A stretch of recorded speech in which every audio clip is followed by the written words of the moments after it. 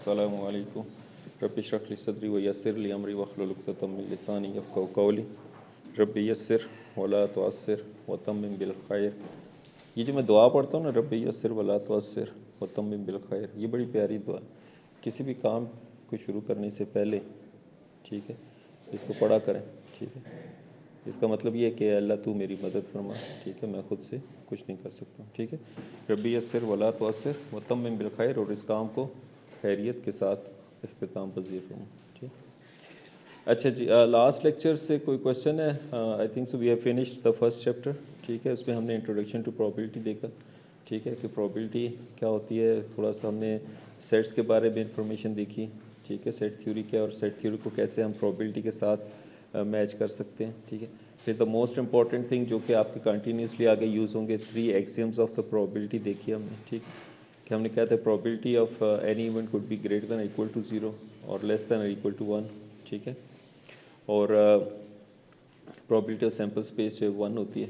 ठीक है, दूसरा एग्जाम ये था। तीसरा एग्जाम ये था कि अगर हमारे पास म्यूचुअली एक्सक्लूसिव मल्टीपल इवेंट्स हैं और अगर हम उनका यूनियन की प्रोबेबिलिटी निकालना चाहें तो we can simply add the probabilities of their individual events. ठीक है, so these were the 3 axioms हमने जो देखे हैं। ठीक है, फिर हमने जो एक और इम्पॉर्टेंट कॉन्सेप्ट देखा, that was the conditional probability.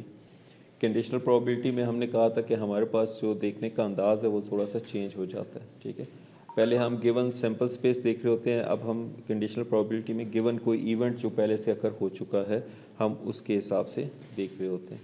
ठीक है, सो उससे हमने एक और चीज़ अखज़ की थी कि हमारा जो सैम्पल स्पेस है कंडीशनल प्रोबेबिलिटी में वो रिड्यूस हो जाता है। ठीक है, so that's why we have to write it explicitly कि हम probability of A given B find कर रहे हैं। ठीक है, कि हम probability of A event A की फाइंड करें गिवन की प्रोबेबिलिटी बी जो है वो अकर हो चुका है। फिर हमने बात की थी लॉ ऑफ टोटल प्रोबेबिलिटी और पार्टीशंस की। ठीक है, पार्टीशंस में हमने कहा था कि समटाइम्स अगर हम अपनी सैम्पल स्पेस को बहुत इजीली डिवाइड कर सकें पार्टीशंस के अंदर और हम किसी इवेंट की प्रोबेबिलिटी फाइंड करना चाहें, so it would be easy कि हम वो जो ओवरलैप हो रही है उस इवेंट की probability of A suppose find करें, तो वो जो पार्टीशंस के साथ ओवरलैप हो रही है उनके इंटरसेक्शन की प्रोबेबिलिटीज़ निकालते जाएँ, देन जस्ट उनका यूनियन आएगा तो वो उसको ऐड कर देंगे। ठीक है, क्योंकि वो म्यूचुअली एक्सक्लूसिव होंगे ऑब्वियसली पार्टीशंस है ना। फिर हमने लॉ ऑफ टोटल प्रोबेबिलिटी देखा। ठीक है, कि अगर हमारे पास कंडीशनल प्रोबेबिलिटीज़ गिवन है तो हम अनकंडीशनल प्रोबेबिलिटीज़ फाइंड कर सकते हैं। And then we have seen the most important concept Bayes theorem. ठीक है, बेस थ्योरम में हमने ये देखा कि हमारे पास अगर probability of A given B मौजूद है तो हम उसका जो है एनालिसिस कर सकते हैं। ठीक है, एनालाइज कर सकते हैं उसको सच दैट कि हम probability of be given A find करें। ठीक है, जिसमें हमने एग्जांपल देखी थी वो रजिस्टर्स की। ठीक, और फिर लास्ट में हमने जो टॉपिक देखा था दैट वाज द इंडिपेंडेंस। ठीक, इंडिपेंडेंस में हमने कहा था कि दो जो इवेंट्स हैं दे आर इंडिपेंडेंट, सिर्फ इस वक्त इंडिपेंडेंट होंगे जिस वक्त अगर हम उनकी प्रोबेबिलिटी ऑफ इंटरसेक्शन बी को उनकी इंडिविजुअल प्रोबेबिलिटीज़ के प्रोडक्ट के साथ के बराबर लिख सकें। ठीक है, अदरवाइज़ वो इंडिपेंडेंट नहीं होंगे। ठीक है, और ये भी साथ में हमने कहा था कि वो म्यूचुअली एक्सक्लूसिव और इंडिपेंडेंट इकट्ठे नहीं हो सकते एक साथ। ठीक है, unless there is only one condition कि ईदर प्रोबेबिलिटी ऑफ ए, जो दो इवेंट्स हैं वो एक दोनों में से एक इवेंट जो है वो ज़ीरो हो, उसकी probability zero, probability of A zero या प्रोबेबिलिटी ऑफ बी ज़ीरो हो, तो तभी हम जो है उस वक़्त सिर्फ हमारी ये प्रोबेबिलिटीज़ जो है वो म्यूचुअली एक्सक्लूसिव भी होंगी और इंडिपेंडेंट भी होंगी। फिर हमने देखा था कि दो से ज़्यादा की हम अगर इंडिपेंडेंस चेक करते हैं तो हमें हर इवेंट को एक दूसरे के साथ कंपेयर करना पड़ेगा, उनकी इंटरसेक्शंस और सारा कुछ हमें चेक करना पड़ेगा। Otherwise it's not easy to find, there is no easy way, shortcut कोई नहीं है कि हम बता सकें कि 3 इवेंट्स या 4 इवेंट्स जो हैं वो आपस में इंडिपेंडेंट हैं या नहीं है। तो हमें हर एक को चेक करना पड़ेगा। 3 इवेंट्स हैं तो ए को बी के साथ, ए को सी के साथ, बी को सी के साथ, and then combined A B C का इंटरसेक्शन हमें देखना पड़ेगा। That must be equal to probability of A into probability of B into probability of C. ठीक है, so that's what we have seen in the first chapter. There are the basis for your all the courses. Means आगे भी सारी basis हैं और फिर आगे next chapters उसी बेस के ऊपर डेवलप होते जा रहे हैं। ठीक है, सो मैंने पहले भी बताया था कि ये आपके जो चैप्टर्स हैं प्रोबेबिलिटी में ऐसा नहीं है कि आपने फर्स्ट सेशनल एग्ज़ाम दे दिया तो आपके पहले 2 चैप्टर्स अब आपको ज़रूरत नहीं पड़ेंगे, ठीक है। सो दे ऑल आर डिपेंडेंट, ठीक है। सो अगर आपको बेसिक रूल्स पहले से याद हैं और वो नहीं कोई आपने क्योंकि अप्लाई करना है आगे, ठीक, तो ऑब्वियसली आपको ये चीज़ें अच्छे तरीके से आनी चाहिए थ्रू आउट द कोर्स, ठीक है। सो अब कोई ऐसी चीज़ नहीं है, कुछ हैं चैप्टर जो कि दूसरे पे डिपेंड नहीं करते हैं, लेकिन ये जो शुरू के 3-4 चैप्टर हैं ये आपके सारे के सारे डिपेंड करते हैं आपके पूरे आगे जो भी काम आप करेंगे, ठीक है। अच्छा जी, टुडे हम स्टार्ट करेंगे अपना चैप्टर 2।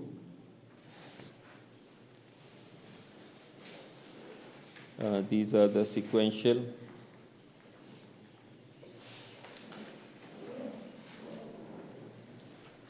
experiments, ठीक है। सीक्वेंशियल का क्या मतलब है, जैसे नाम से ज़ाहिर है सीक्वेंस में एक्सपेरिमेंट्स हो रहे होते हैं, ठीक है। एक एक्सपेरिमेंट है, फिर उसका कोई सब एक्सपेरिमेंट होगा, फिर उसका कोई सब एक्सपेरिमेंट होगा, ठीक है। सो मीन्स हमारे पास कोई भी एक्सपेरिमेंट है उसके हमारे पास सब एक्सपेरिमेंट्स हो सकते हैं, ठीक है। सब एक्सपेरिमेंट, उसका भी सब एक्सपेरिमेंट हो सकता है। So on, it depends upon our experiment के उसके कितने मज़ीद सब एक्सपेरिमेंट्स हो सकते हैं, ठीक है। अच्छा जी, अब इस चीज़ को रिप्रेजेंट करने के लिए और इस चीज़ को समझने के लिए सबसे पहले हमारे पास जो एक टूल है, and that tool is known as the tree diagram,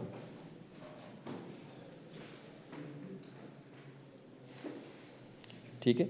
उसमें हमारे पास क्या है, ट्री डायग्राम होती है, ठीक।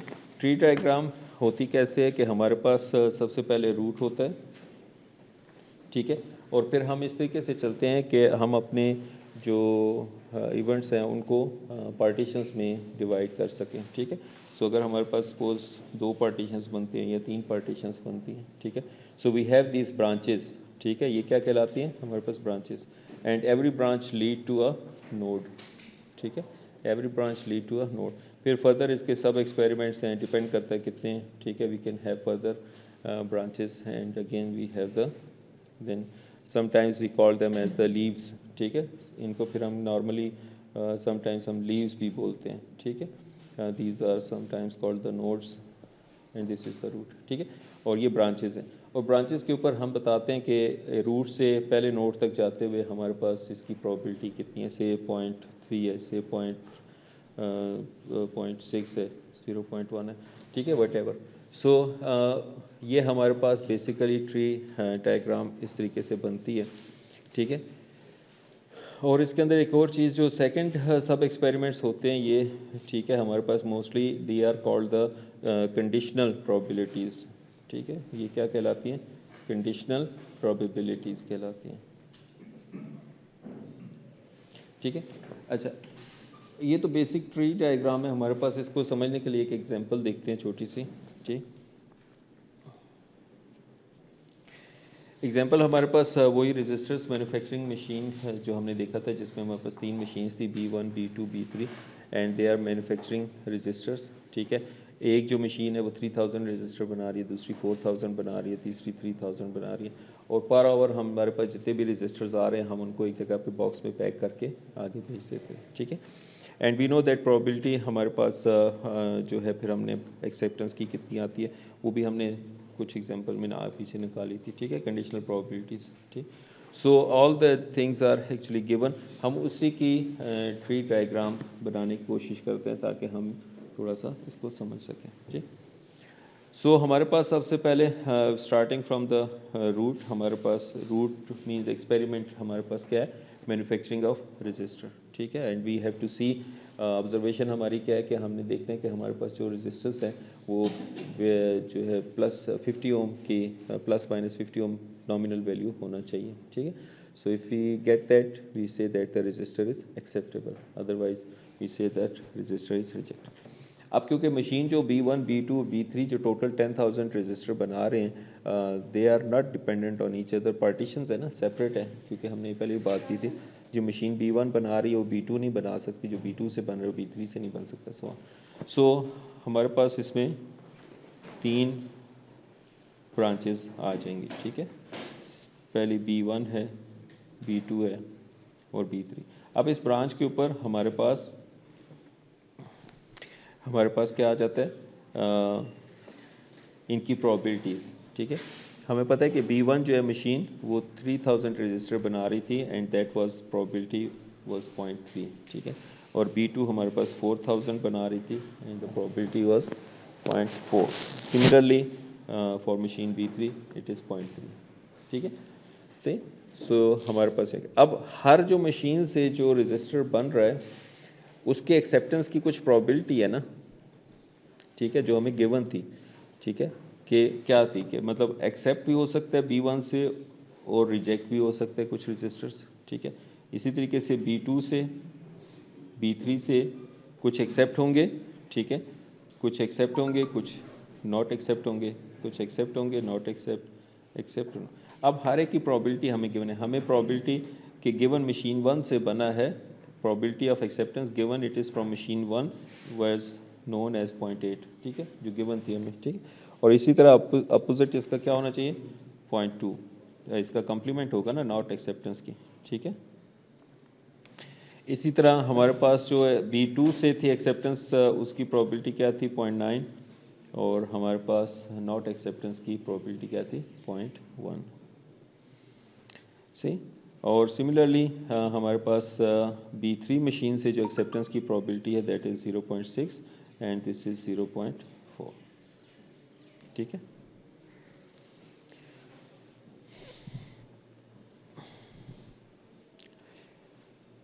सही होगी बात। अब इसके आगे हमारे पास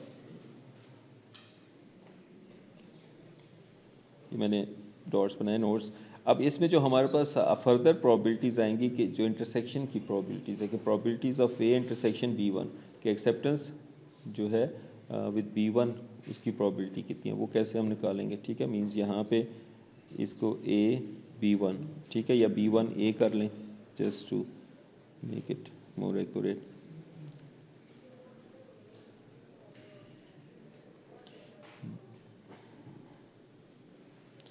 B1A, ठीक है, यहाँ से देखेंगे ना B1A B1N, इसी तरीके से B2A B2N B3A B3N। Now we know by notation that these are the intersection obviously, so इनकी probabilities कैसे निकलेंगी, simply जो रूट से लेके ये A नोड तक जितनी probabilities आ रही हैं उनको आपस में मल्टीप्लाई कर देंगे, ठीक है। तो रूट से B1 तक कितनी है, 0.3, और आगे A तक कितनी है, 0.8, ठीक है। तो इसको आपस में मल्टीप्लाई कर देंगे, ठीक है। सो 0.3 इंटू 0.8, जी बेटा,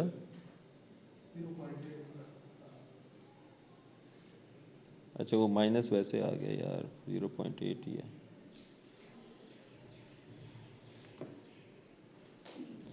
सो this is 0.24। Similarly B1 N की क्या हो जाएगी, 0.3 इंटू 0.2, सो 0.06। इसी तरीके से इसकी 0.4 इंटू 0.9 विच इज़ 0.36। इसी तरीके से ये 0.4 into 0.1 which is 0.04। So this is a 0.3 into 0.6 which is 0.18, 0.3 into 0.4 0.12।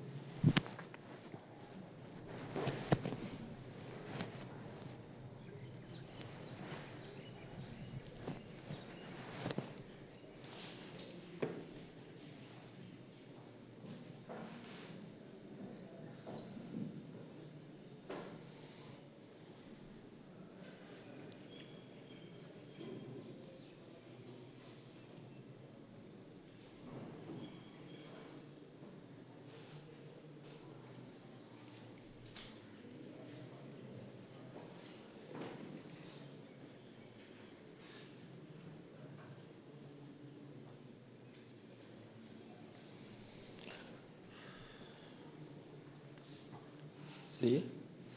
सो हम इससे कंडीशनल प्रोबेबिलिटीज़ भी निकाल सकते हैं, कोई भी निकालना चाहें। Say probability of acceptable register given it is from machine B1 और B2 और B3, ठीक है।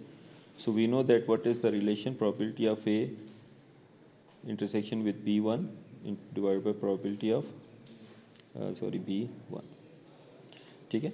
So probability of A acceptable intersection with B1 हमारे पास क्या है, प्रोबेबिलिटी 0.24, ठीक है, डिवाइड बाय 0.3, सही है। तो क्या आ जाती है ये 0.0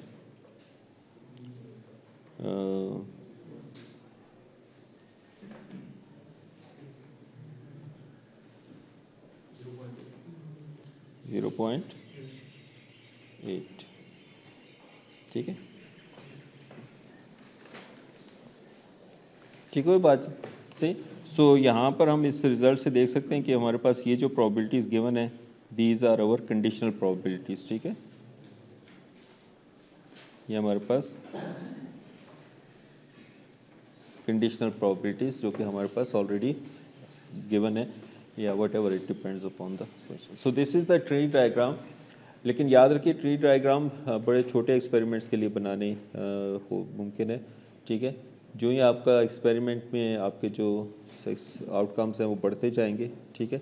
सो it will not be possible to construct a tree diagram, ठीक है। वो आगे देखेंगे उसके क्या मेथड्स हैं, उनको कैसे सॉल्व करने। बट रिमेंबर कि ट्री डायग्राम आपके सिर्फ जो छोटे एक्सपेरिमेंट्स हैं जिसमें आउटकम्स लिमिटेड हैं, कि आप उसको एक पेज के ऊपर या इजीली उसको मैनेज कर सकते हैं ट्री बनाते हुए। So that's where you use the this tree diagram. Let's look at another example. Example 2.2, and it says that traffic engineers have coordinated the timing of 2 traffic lights to encourage a run of green lights, ठीक है। कि जो traffic engineers हैं वो उन्होंने जो traffic lights होती हैं एक के बाद जो दूसरी ट्रैफिक लाइट है, ठीक है। सो उसमें कोऑर्डिनेशन रखने की कोशिश की है कि अगर ग्रीन लाइट मिली है तो आगे भी ग्रीन लाइट मिले, ठीक है, मैक्सिमम अमाउंट के लिए, ताकि फ्लो ऑफ ट्रैफिक ज़्यादा चलता रहे, ठीक है। In particular, the timing was designed so that with probability 0.8, a driver will find the second light to have the same color as the first. कि 0.8 की probability उन्होंने रखी है कि मतलब 80% चांस है कि अगर पहले रेड लाइट मिली है तो आगे रेड लाइट मिलेगी, ठीक है। अगर ग्रीन लाइट मिली है तो 80% चांस है कि नेक्स्ट भी आपको ग्रीन लाइट ही मिलेगी, ठीक है। सो assuming the first light is equally likely to be red or green, कि पहली जो लाइट है वो इक्वली लाइकली है, कि मतलब रेड भी हो सकती है ग्रीन भी हो सकती है, तो दोनों की प्रोबेबिलिटी 0.5 हो जाएगी, ठीक है। अच्छा, what is the probability of PG2? सो आगे तो फिर जो पाएंगा वो देखते हैं हम। सो इसको पहले ट्री डायग्राम बनाने की कोशिश करते हैं, ठीक है। हमारे पास 2 सिग्नल्स हैं, ठीक है, और हर एक के ऊपर कोई भी लाइट मिलने की प्रोबेबिलिटी इक्वली लाइकली, ठीक है। सपोज़ हमारे पास पहला जो है वो हमें ग्रीन भी मिल सकता है और रेड भी मिल सकता है, ठीक है। और हमारी हम दोनों की प्रोबेबिलिटी कितनी है, because they are equally likely, so probability is 0.5, ठीक है, फॉर ईच लाइट, कि रेड मिले या ग्रीन लाइट मिलेगी, ठीक है। अब फर्दर जो सेकंड हम उस पर पहुँचते हैं तो वहाँ पे हमारे पास G2 R2 G2 R2। अब क्या है, कंडीशन क्या रखी है ट्रैफिक इंजीनियर्स ने, उन्होंने कहा है कि अगर जो लाइट पहले मिली है दूसरी लाइट भी वही मिलने की प्रोबेबिलिटी 0.8 है, ठीक है। मीन्स कि अगर पहले ग्रीन मिली है तो दूसरी की ग्रीन मिलने की प्रोबेबिलिटी कितनी है, 0.8, ठीक है। और ऑब्वियसली रेड मिलने की प्रोबेबिलिटी 0.2 होगी, ठीक है। इसे जिसको पहले रेड लाइट मिली है तो दूसरी रेड लाइट मिलने की प्रोबेबिलिटी कितनी है, 0.8, ठीक है। और ऑब्वियसली उसको ग्रीन लाइट मिलने की प्रोबेबिलिटी कितनी है, 0.2, ठीक है। कि सेम लाइट मिलने की प्रोबेबिलिटी 0.8 है। रेड मिली है तो आगे भी रेड मिलेगी, 80% चांस है। ग्रीन लाइट मिली है फर्स्ट सिग्नल पे तो सेकंड सिग्नल पे भी आपको ग्रीन लाइट मिलेगी, उसकी भी 80% चांस है, ठीक है। अपोजिट होने के 20% चांस है, ठीक। अच्छा, ये तो हमारे पास बेसिक आ गई, ठीक है। अब यहाँ पे हम जो इनकी G1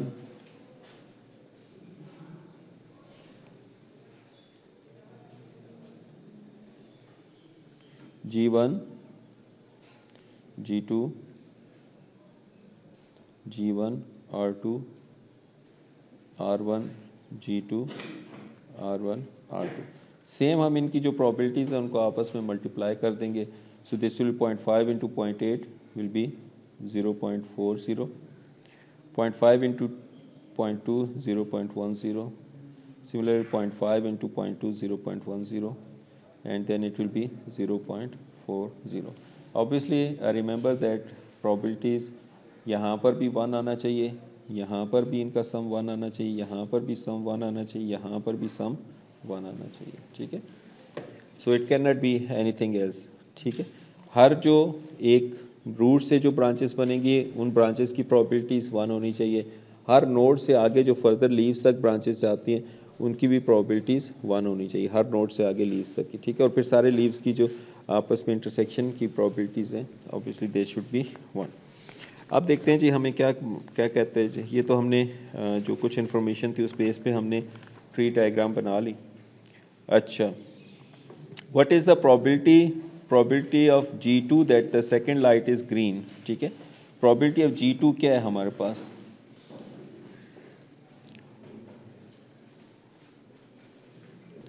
प्रोबेबिलिटी ऑफ G2 कितनी है हमारे पास आती है जी?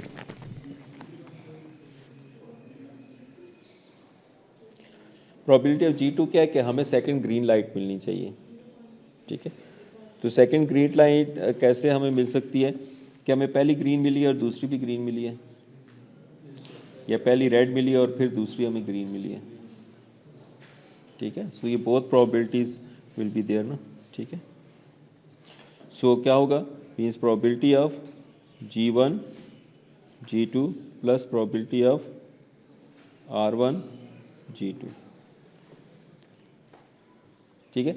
अब ये प्रोबेबिलिटीज़ हमने निकाल ली हुई हैं, क्या है जी? G1 G2 कितना है 0.4 प्लस R1 G2 कितना है 0.1 0.5, मीन्स कि हमारे पास 50% चांस है कि हमें दोनों ग्रीन लाइट्स मिल सकती हैं, ठीक है, ओवरऑल, ठीक। अच्छा, फिर हमारे पास क्या आगे मांगा हुआ है जी? व्हाट इज़ प्रोबेबिलिटी ऑफ, अच्छा इसके अंदर हाँ जी, what is the probability of W? अब W क्या चीज़ है जी? The probability that you wait for at least one of the first two lights, ठीक है, कि आप किसी एक लाइट के लिए इंतज़ार करेंगे, ठीक है। किसी भी एक लाइट के लिए आपको कम से कम एटलीस्ट है ना, कम से कम किसी एक लाइट के लिए आपको इंतज़ार करना पड़ेगा, ठीक है। सो इट मीन्स कि हम पहले ये W इवेंट को डिफ़ाइन कर लेते हैं। सो W इवेंट ये है कि हम किसी भी एक लाइट के लिए इंतज़ार कर सकते हैं, मीन्स के R1 पहली लाइट के लिए इंतज़ार करें और दूसरी के लिए हमें G2 मिल जाएगा, ठीक है। फिर हम अगर पहली लाइट के लिए इंतज़ार करें तो हमें सॉरी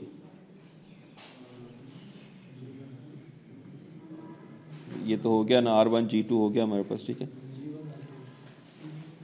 G1 और सेकंड लाइट पे हमें इंतज़ार करना पड़े, ठीक है, या फिर हमें दोनों लाइट्स पे ही इंतज़ार करना पड़े, ठीक है। सो हमें इसकी प्रोबेबिलिटी फाइंड करनी है, ठीक। So that will be probability of W which is probability of R1 G2 plus probability of G1 G2 plus probability of R1 R2। सो ये सारी probabilities हमने निकाली हुई हैं। R1 G2 की probability है 0.1, G1 G2 की probability है 0.4 एंड R1 R2 की probability है 0.4, ठीक। मैंने कुछ गलत तो नहीं कर दिया? ये गलत कर दिया ना, ये G1 R2 है ना, G1 R2, तो इसकी प्रोबेबिलिटी 0.1 है, ठीक है। सो दैट विल बी 0.6, ठीक है। कि एटलीस्ट हमें, क्वेश्चन क्या था कि एटलीस्ट हमें एक लाइट के लिए इंतज़ार करना पड़ेगा, एक सिग्नल पे हमें वेट करना पड़ेगा, ठीक है। सो उसकी प्रोबेबिलिटी कितनी है, 0.6।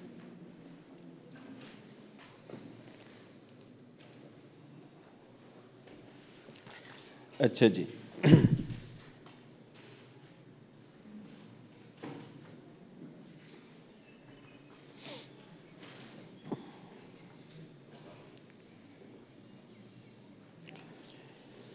नेक्स्ट हमें कहते हैं जी फाइंड करें G1 given, sorry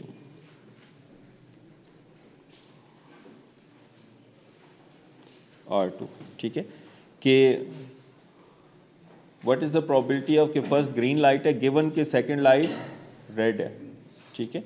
so simple हमारे पास probability of G1 R2 divide by probability of R2, ठीक है। सो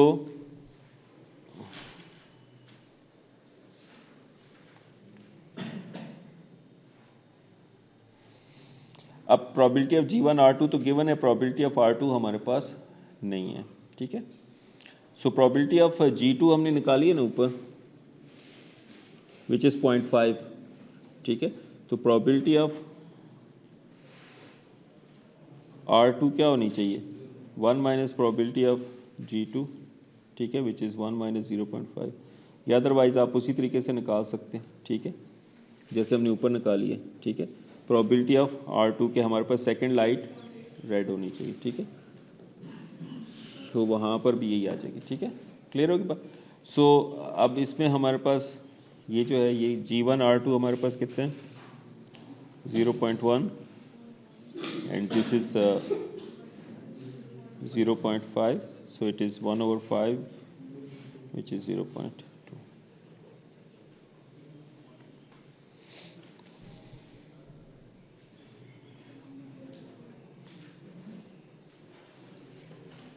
कुछ समझ में आया ट्री डायग्राम?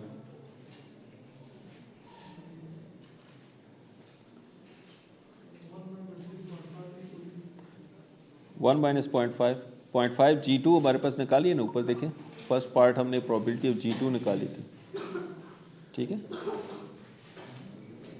हम उसी तरह R2 की भी निकाल सकते हैं जैसे प्रोबेबिलिटी ऑफ G2 निकाली है, ठीक है। सो इट टोटली डिपेंड्स कि आप कैसे सोच रहे हैं प्रॉब्लम सॉल्व करते हैं, it doesn't make any difference, ठीक है।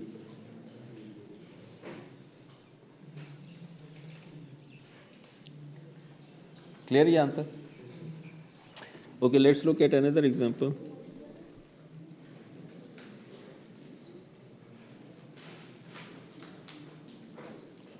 Example 2.3. Suppose you have two coins, one biased, ठीक है, one fair, but you don't know which coin is which, ठीक है। आपके पास दो कॉइन है, एक फेयर कॉइन है, ठीक है। फेयर कॉइन्स का मतलब क्या होता है कि प्रोबेबिलिटी ऑफ हेड और प्रोबेबिलिटी ऑफ टेल बराबर है, ठीक है। अनबायस्ड कॉइन का क्या मतलब है कि आपने उसको कुछ इस तरीके से मॉडिफाई किया हुआ कि हेड या टेल के आने की प्रोबेबिलिटी बढ़ जाती है, ठीक है। अच्छा, बट यू डोंट नो, आपको ही नहीं पता कि अभी दो कॉइन्स में से कौन सा फेयर है या कौन सा जो है अनफेयर है या बाइस्ड है। सो सपोज हम कहते हैं coin 1 is biased, it comes up heads with probability 3/4। अब जो बायस है उसमें हेड की प्रोबेबिलिटी आनी कितनी है, 3/4, while coin 2 comes up with heads with probability half, ठीक है। कि हमारे पास जो प्रोबेबिलिटी है हेड आने की, ठीक है, जो फर्स्ट सेकंड कॉइन है, ठीक है, वो ऑब्वियसली बायस्ड अनबायस्ड है। तो अनबायस्ड का मतलब क्या है कि उसकी प्रोबेबिलिटी हेड और टेल के आने की इक्वल है 0.5, ठीक। Suppose you pick a coin at random and flip it, दोनों में से आपने कोई रैंडमली पिक किया और फ्लिप कर दिया। So let C I denote the event that the coin I is picked, let head change. अच्छा, आगे इसको चलते हैं जी, बनाते हैं इसका ट्री डायग्राम बनाते हैं। हम ये सपोज कर लेते हैं कि हमने पहले कॉइन 1 को टॉस किया, ठीक है। You can go another way what ever you want, ठीक है। सो कॉइन 1 को अगर हमने टॉस किया है तो C1 उसका जो हमारे पास है probability that will be 1/2 C2, ठीक है। अब क्योंकि हमने सॉरी इसमें पिक गलत एक स्टेटमेंट बोल गया, पिक करने की जो प्रॉबिलिटी है, दोनों में से जो पिक किया आपको नहीं पता अभी कौन सा है, तो दोनों के पिक करने की जो प्रॉबिलिटी है वो हाफ होगी ना, ठीक है, कि आपने एक कॉइन बायस कॉइन लिया या अनबायस कॉइन लिया, ठीक है। सो दोनों की प्रॉबिलिटी 0.5 है ना, कि आप बायस भी ले सकते हैं और अनबायस भी उठा सकते हैं, ठीक। सो उसकी प्रॉबिलिटी कॉइन 1 भी सिलेक्ट हो सकता है या कॉइन 2 सिलेक्ट किया, ठीक है। अब अगर हम ये कहते हैं कि सपोज, क्योंकि उसने हमें कहा है कॉइन 1 इज़ बायस्ड ना, क्योंकि अब ट्री डायग्राम बनाने के लिए हमें थोड़ा सा कुछ सपोज करना पड़ेगा कि क्या चीज़, तो हम कहते हैं कॉइन 1 अगर बायस्ड है तो इसके हेड आने की प्रॉबिलिटी हमें पता है कितनी है, ज़्यादा है, 0.8 है, ठीक है, क्योंकि ये बायस्ड है, और इसके टेल आने की प्रॉबिलिटी ऑब्वियसली उसका कंप्लीमेंट हो जाएगा 0.2, ठीक। सिमिलरली कॉइन 2 जो है हमारे पास, इसमें जो हेड है और टेल है, इसमें प्रॉबिलिटी 0.5, ठीक है, क्योंकि दैट्स अ फेयर कॉइन, ठीक। अब इस तरीके से इनके इंटरसेक्शंस की जो प्रॉबिलिटीज़ हैं, C1 head, C1 tell, C2 head, C2 tell, तो इसकी प्रॉबिलिटी इनको मल्टीप्लाई करेंगे, 0.5 into 0.8 is 0.4, and that will be 0.1, that will be 0. कितना आएगा 25, and that will be again 0.25,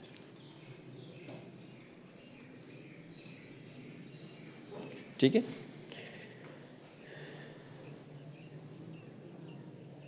अच्छा, अब हमसे ये तो हमारी ट्री डायग्राम जो हमारे पास डेटा गिवन था हमने उससे तैयार कर लिया। अब हमसे कह रहे हैं प्रॉबिलिटी फाइंड करें, कौन सी चीज़, given that the outcome flip is head, कि हमने फ्लिप किया है तो और हेड आ गया, so what is the probability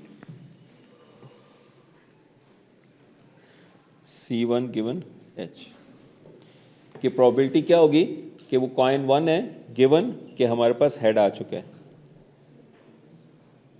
ठीक है। इसकी प्रॉबिलिटी क्या होगी, को कॉइन फर्स्ट कॉइन है गिवन कि हमारे पास हेड आ चुका है। अब इसकी प्रॉबिलिटी क्या होगी, probability of C1 H intersection इसका और प्रॉबिलिटी ऑफ हेड, ठीक है। अब C1 H तो हमारे पास है, C1 H की प्रॉबिलिटी 0.4 है, लेकिन प्रॉबिलिटी ऑफ हेड हमें थोड़ा सा देखना पड़ेगा कि प्रॉबिलिटी ऑफ हेड के क्या चांसेस है। सो प्रॉबिलिटी ऑफ हेड क्या होगी कि हमारे पास C1 H भी हो सकता है, ठीक है, यूनियन हमारे पास C2 H भी हो सकता है ना, क्योंकि H का इवेंट अकर हो चुका है ना, कंडीशनल प्रॉबिलिटी के हेड आ चुका है, हमें ये नहीं पता कि वो कॉइन 1 से था या कॉइन 2 से था, ठीक है। तो हम ये चेक करना चाहते हैं कि इसकी प्रॉबिलिटी क्या है कि वो कॉइन 1 से आया है, ठीक है, कॉइन 1 हमने फ्लिप किए से, so that will be simply probability of C1 H plus probability of C2 H, ठीक है। सो ये C1 H हमारे पास कितना है, 0.4 प्लस C2 H कितना है 0.25, ठीक है, विच इज 0.65, ठीक। अच्छा, अब ये प्रॉबिलिटी ऑफ ये हमारे पास C1 गिवन H हमारे पास क्या आ जाएगी, C1 H हमारे पास कितनी है probability 0.4 and that will be divide by 0.65, सो ये कितनी आती है, I don't know, it is 3 which is 0.6 615 15 क्यों आएगी,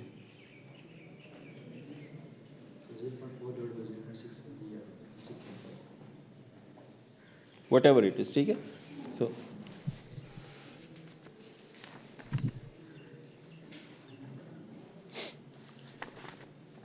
क्लियर होगी बात। अच्छा, the probability that you pick the coin given the outcome is tail, ठीक है। अब दूसरी प्रोबेबिलिटी क्या कह रहा है कि हमारे पास गिवन के आउटकम हमारे पास टेल आया है, तो हमारे पास कंडीशनल प्रोबेबिलिटी फाइंड करनी है कि C1 गिवन टेल, ठीक है, कि इसकी क्या प्रोबेबिलिटी है कि हमारे पास जो है कॉइन 1 हमने टास्क किया गिवन के टेल आ चुका है, ठीक है। सो हमारे पास क्या आएगा, probability of C1T divide by probability of T। अब इस तरीके से C1 T की हमारे पास तो प्रोबेबिलिटी गिवन है, प्रोबेबिलिटी ऑफ टेल की हमें P ऑफ T हमें फाइंड करने की ज़रूरत है, क्योंकि अभी तक हम ये नहीं पता कि हमारे पास C1 है या C2। सो सिमिलरली हमारे पास जो टेल वाले इवेंट्स है वो आ जाएंगे C1T union C2T। So that will be again probability of C1T plus probability of C2T। अच्छा, अब इसकी probability हमारे पास given है, C1T कितनी है 0.1 और इसकी C2T की कितनी है 0.25 से 0.35। अच्छा, फिर हमारे पास क्या आ जाता है जी, ये अब हम निकालते हैं, ठीक है। probability of C1 given T is equal to probability of C1T कितने हैं 0.1 डिवाइड बाय 0.35, ठीक है। सो ये कितना आ जाता है 0.285 वटेवर, ठीक है।